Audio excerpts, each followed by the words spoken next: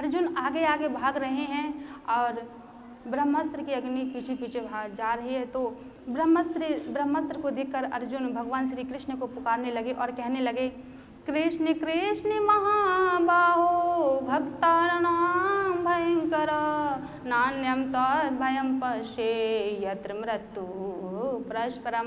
बोले कि हे कृष्ण, हे जगत के पति, हे स्वामी, मुझे बचाइए। तो भगवान श्री कृष्ण ने कहा कि ये कोई साधारण अग्नि नहीं है, ये ब्रह्मास्त्र की अग्नि है और ब्रह्मास्त्र का कोई तोड़ नहीं होता। अगर ब्रह्मास्त्र का कोई तोड़ है तो ब्रह्मास्त्र ही है। अर्जुन तुम भी ब्रह्मास्त्र छोड़ दो। और अर्जुन ने भी ब्रह्मास्त्र छोड़ दिया और फिर अश्वत्थामा को पकड़ लिया और खींचकर द्रौपदी के पास लेकर आए और बोले कि ये इस दुष्ट को मैंने पकड़ लिया है। और अश्वत्थामा के गर्दन पर तलवार को तान दिया। तो द्रौपदी कहने लगी कि स्वामी इसे मत मारो, ये ब्राह्मण है और ये ब्राह्मण के विपरीत तुम्हारे गुरुपुत्र भी हैं। और ये मत सोचो कि ये अश्वत्थामा है, ये सोचो कि अश्वत्थामा के रूप में हमारे गुरु द्रोणाचार्य जी खड़े हैं।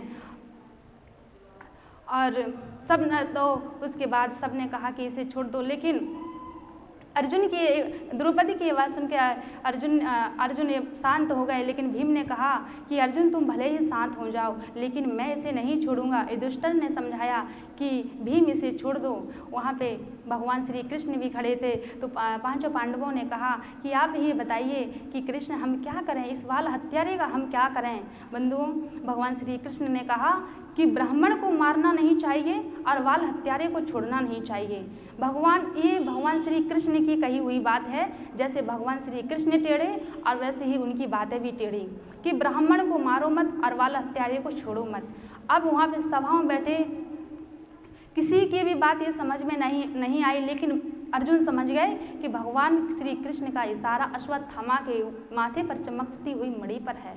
तो वो समझ गए और अश्वत्थामा के माथे पर जो मणि थी उसको निकाल कर और अश्वत्थामा को सभा के बीच से अपमानित करके बाहर निकाल दिया। बंधुओं, आपको बताएं कि जब भी कोई व्यक्ति ऊंचे पद पे हो और बड़ा उसका सम्मान होता हो तो इस व्यक्ति को मृत्यु दंड ना देकर उसका अगर अपमान कर दिया जाए तो वो अपमान से ही मर जाता है और इससे हमें हत्यारे का दंड भी नहीं लगता। और इसके बाद